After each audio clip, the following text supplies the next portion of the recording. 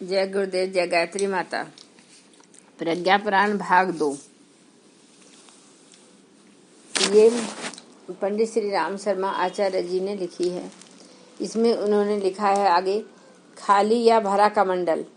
मुनि कोत्स ने जल से आधा भरा कमंडल सामने प्रस्तुत करते हुए ब्रह्मचारियों से पूछा, बताओ यह भरा है या खाली? उत्तर देते हुए छात्रों में से किसी ने उसे आधा भरा बताया, किसी ने आधा खाली। मुनि ने समझाया, तात यही दृष्टि भ्रम संसार में संव्याप्त है।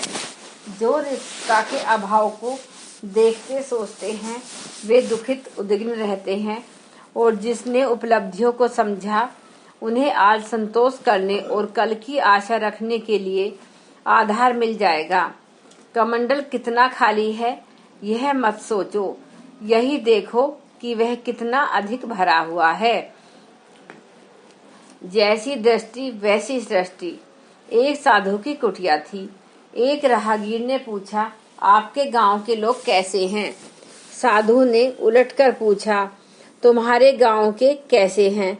राहगीर ने कहा, बहुत बुरे। साधु ने कहा, हमारे गांव के और भी बुरे हैं।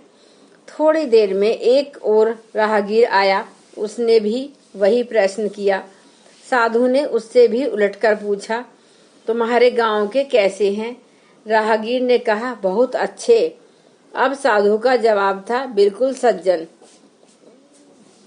कुटिया में बैठे एक आदमी ने साधु से दोहरे उत्तर का कारण पूछा, आपने दो राहगीरों से दो तरह की बात क्यों कही? साधु ने कहा, अपना दृष्टिकोण ही अन्यत्र दिखता है। इन राहगीरों का जैसा दृष्टिकोण है, हमें गांव के लोग भी उसी तरह दिखेंगे। नजरें बदली तो परिस्थितियां बदली। खरगोशों ने हाथी से अपनी तुलना की और आकृति तथा दयनीय स्थिति पर बहुत दुख मनाया। ऐसी जिंदगी से क्या लाभ, यह सोचकर वे तालाब में डूबकर आत्महत्या करने के लिए चल पड़े। तालाब पर पहुंचे ही थे कि किनारे पर बैठे मेंढकों में भगदड़ मच गई।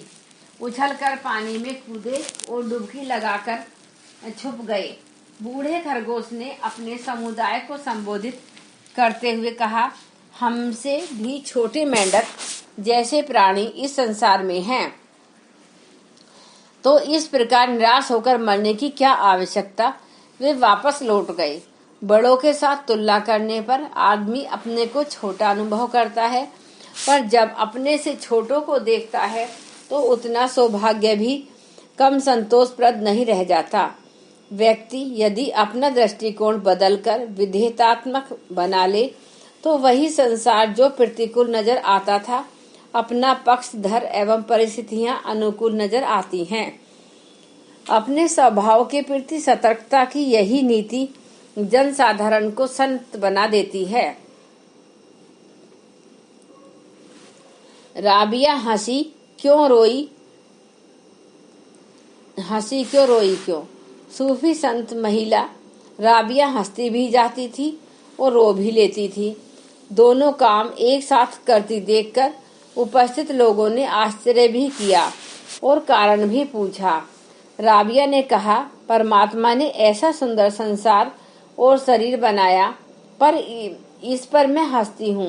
रोती इसलिए हूँ कि इन दोनों का हम सही उपयोग नहीं कर पाते।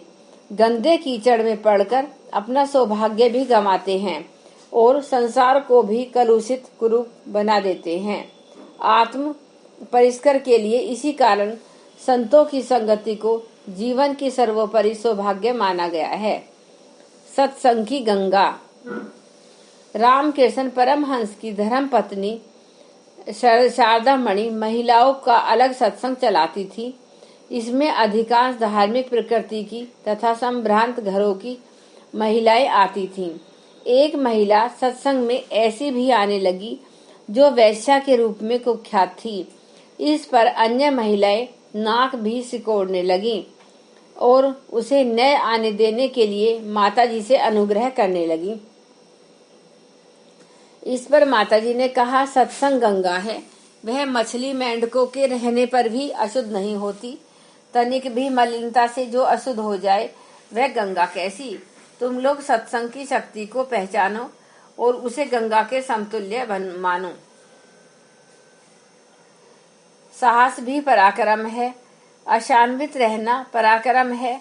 अनेक सुयोग्य और समर्थ व्यक्ति साहस के अभाव में बड़े काम नहीं कर पाते, अवसर रहते हुए भी पिछड़ेपन की स्थिति में पड़े रहते हैं। साहस एवं विद्यात्मक दृष्टिकोण अध्यात्म का पहला पाठ है। संत का अर्थ है यह नहीं कि अनुचित भी हो तो भी चुप रहे, सहते रहे। इस परिभाषा को मस्तिष्क से निकालकर ही सच्चे अध्यात्म की उपलब्धि संभव है।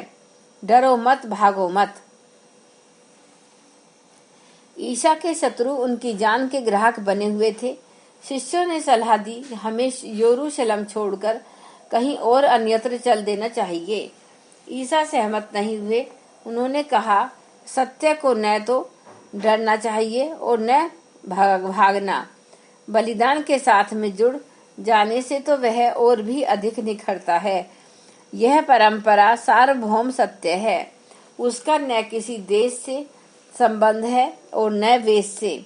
जाति वंश का भी इससे कोई वास्ता नहीं। साहस, त्याग और पराक्रम अपनाने वाली हर जीवात्मा महानता का पद प्रतिष्ठित करती है। लौह पुरुष स्टालिन। सेवेलिन मोचिका और उसकी माँ धोबी का काम करती थी। घर वाले उसे पादरी बनाना चाहते थे, पर जब उसने आंखें खोलकर देश की परिस्थितियों को देखा तो लगा कि उसका उचित स्थान राजनीति में ही है। वह लेनिन का विश्वस्त सहयोगी बन गया। 5 बार उसे साइबेरिया में बंदी बनाया गया। हर बार बड़ी होशियारी से भाग आया। लेनिन के बाद उसे रूस का राष्ट्राध्यक्ष बनाया गया। वह कर्मचारियों के छोटे से क्वार्टर में रहता था। जनता और अफसर दोनों के लिए ही वह बड़ा कठोर था। हरामखोरी और बदमाशी उसे सभी